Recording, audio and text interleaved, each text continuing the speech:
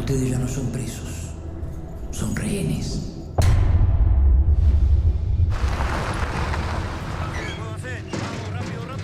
¿Cuál es su nombre? Eleuterio Fernández Huidobro. Mauricio Rosenkopf. José Alberto Mujica.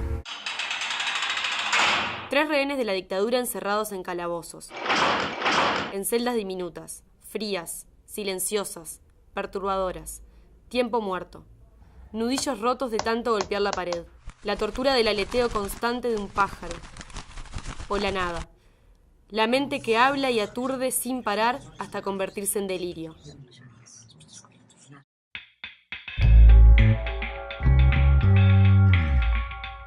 Bienvenidos a un nuevo podcast del Observador. Soy Carolina de Lisa y el tema de hoy es la película sobre Tupamaros que no quiso hablar de política.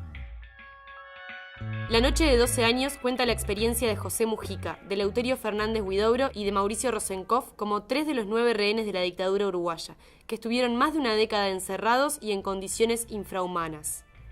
Hablemos de la película en sí. Es sofocante. La tensión empieza con la primera escena y termina solo con la última, donde el espectador puede liberarse y, si lo siente, llorar a mares. No en vano, esta coproducción española, argentina y uruguaya lleva vendidas 27.000 entradas en 2 semanas. Está entre los primeros lugares de la taquilla en Argentina y en Brasil, provocó 25 minutos de aplausos en el Festival de Venecia y será la candidata uruguaya en los premios Goya y hasta en los Oscar. ¿Por qué está generando tanto impacto? Emanuel Bremerman, periodista del Observador especializado en cine, tiene una explicación. En primer lugar, la película La noche de los 12 años está generando mucho impacto porque es un hito dentro de la cinematografía nacional, ya que a nivel técnico y narrativo es una producción como nunca antes se ha visto, con una riqueza de imágenes, sonidos y fotografía de primer nivel que podrían competir tranquilamente con una producción de Hollywood. También porque es un tema súper universal, tratado de manera muy íntima, entonces el espectador puede sentir de primera mano todo lo que están sintiendo esos hombres, incluso la locura de estar en ese espacio encerrado por tantos años, pero sobre todo por eso, por la característica íntima y personal de una historia que logra abstraerse en la propia identidad de cada personaje. Yo creo que uno no puede salir indiferente de ver la película de La noche de 12 años, vaya con las preconcepciones que vaya a la hora de entrar a la sala. Es tan fuerte lo que se ve y tan fuerte lo que se siente también al ver la película, que es imposible de que la película no te mueva, no te genere nuevos pensamientos, nuevos conceptos sobre lo que cuenta y que bueno, la experimentes de una manera también muy íntima como lo que le pasa a los personajes. El poder que tiene la película como mensaje audiovisual es muy fuerte y lo refuerzan sus protagonistas. El expresidente José Mujica se emocionó al contar en Telemundo cómo fue la experiencia de verla. Y cuando salí estábamos hechos una media y le digo, no sé, yo no la veo más, está macanudo, esta gente trabajó mucho. Porque hay cosas que la imagen de mi madre, de los padres de él, es muy auténtica, ahí no hay invento. Lógicamente, para mí es muy fuerte. El foco de la discusión está en cómo hacer una película sobre los Tupamaros que no hable de la dictadura. ¿Habla realmente de la dictadura? En primer lugar hay que decir que la película obviamente está contextualizada dentro de la dictadura. Al comienzo se explica un poquito, apenas con un par de líneas, en qué momento está de la historia uruguaya. Pero sin embargo logra como arrancar ese pedazo de historia de los hechos históricos, valga la redundancia, y abstraer como lo que le está pasando a esas personas, a esas 3 personas que incluso podrían como ser personajes anónimos, podrían ser 3 personas X que están sufriendo determinados acontecimientos. Más allá de eso, no es una película de la dictadura, si bien no pierde el foco en esos hechos históricos, no es una película que baje línea sobre un proceso histórico nacional, si bien tiene obviamente algunos matices, pero no es estrictamente una película sobre la dictadura uruguaya. Bueno, queda claro que la dictadura no es el tema central del relato, pero que lo rodea de forma muy cercana. Y como lo adelantó en Radio Uruguay César Troncoso, que actúa en la película como militar, es una construcción que, al menos a nivel local, iba a generar debate. Para mí hay una diferencia, y es la diferencia de lecturas que tiene la película a nivel internacional, por un lado, y a nivel nacional, por el otro, ¿no? O sea, de la frontera para adentro, la película va a ser polémica, como seguramente no lo sea de la frontera hacia afuera. A nivel político, los ojos están puestos en qué tan verdadero es el relato que se construye de los personajes. El senador blanco, Jorge Larrañaga, por ejemplo, ya se anotó para verla y así contrastar el relato con lo que él conoció de la época. Me interesa ver la película porque refiere a una parte de nuestra historia. Me interesa examinar el rigor histórico de la misma. Me gusta ir al cine con mis hijos mayores o a veces con mi señora. Y baste recordar también que allá por el 78, 79, teníamos que concurrir desde la Facultad de Derecho por práctica forense al penal de Punta Carretas, donde estaban algunos de los rehenes de la dictadura militar. Pero el que fue más crítico hasta ahora con la cinta fue el publicista Esteban Valenti, que se fue del Frente Amplio y ahora se acercó a la oposición.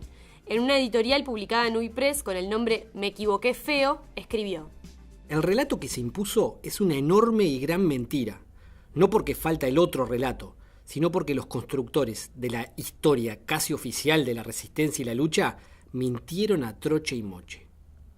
Se oculta y ni siquiera se arroza que hubo miles de uruguayos que fueron presos, torturados con el mayor salvajismo y que la pasaron mucho, pero mucho peor que los 3 presos de la película.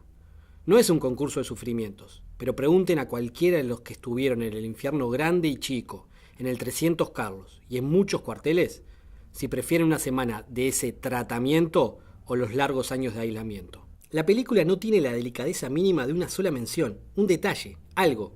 Lo reitero, es el Conde de Montecristo y 2 abates Farías. A esos 3 presos prácticamente no los torturaron, y ahora, 40 años después, nos enteramos por boca de José Mujica que irá en una gira por el interior del país a saludar a algunos soldados que lo custodiaron, pero que se tomaron algunas grapas juntos durante el cautiverio. Eso no aparece en la película ni de cerca, es un detalle, pero faltan algunos cuantos detalles. Son memorias del calabozo parciales y recortadas, y además adaptadas a un modelo, Mujica y sus 2 abates. Porque incluso en ese sentido es una película chueca.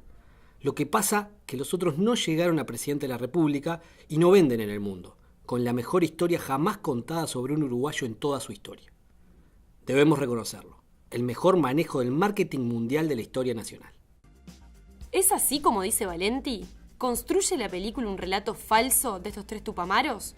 El historiador Fernando López de Alessandro, que ha investigado temas relacionados con la dictadura y es uno de quienes analiza el vínculo entre el líder histórico del Partido Socialista, Vivian Trías, con el Servicio de Inteligencia checoslovaco, tiene una opinión contraria.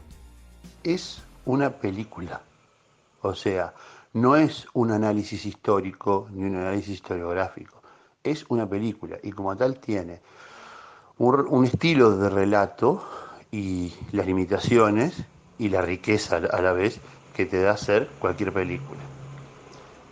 Por lo tanto, el relato está constreñido a la peripecia de 3 de los 9 rehenes, cosa que es una forma válida de cortar un relato cinematográfico, de hacer una película.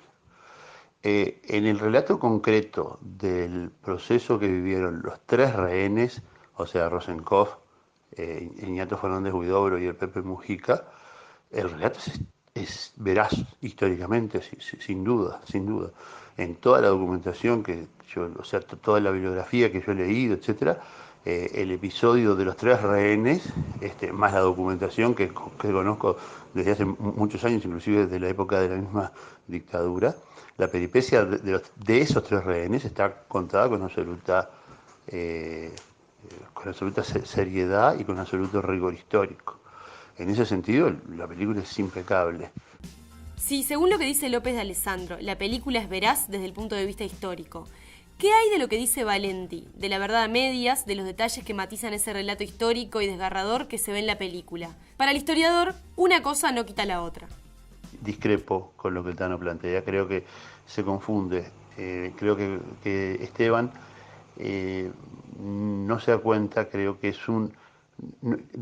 primero, no es un análisis histórico ni un relato histórico el Tano plantea que no ponen la peripecia de los demás, etcétera, etcétera. Bueno, ese es el problema de los relatos cinematográficos. Si se hubiese hecho una superproducción tipo Gandhi, sí, bueno, hubiese podido mostrar la lucha del pueblo uruguayo, pero no es eso. Es una película constreñida al relato de 3 personas. Lo que dice el Tano, que el Pepe Mujica vende y que por eso uno de los rehenes es el Pepe Mujica y que los 3 rehenes más destacados ahora, hoy, siglo XXI, son Mauricio Rosenkopf, Eleuterio Fernández Huidobro y José Mujica Cordano. Sí, claro, es cierto, pero es porque la historia jugó esas pasadas. Eso no anula la calidad de la película ni la veracidad del relato. Yo discrepo con ese punto de vista de Esteban, porque, te repito, es una película que abona la mística del Pepe Mujica, y sí, la abona, no es para menos. Salió de estar 11 años adentro de un pozo y terminó siendo presidente de la República. Si no te parece que eso es un relato para contar. Más allá de la veracidad de los hechos que están presentes en el guión, también es cierto que la historia, basada en el propio relato de Rosenkopf en el libro Memorias del Calabozo, está eligiendo la mirada tupamara de las cosas. La película decide contar y reforzar el relato tupamaro, y eso se traduce en que lo que se ve es la historia de 3 víctimas, sin claroscuros, a quienes nada se les puede reprochar, y cuya experiencia humana los termina convirtiendo en héroes.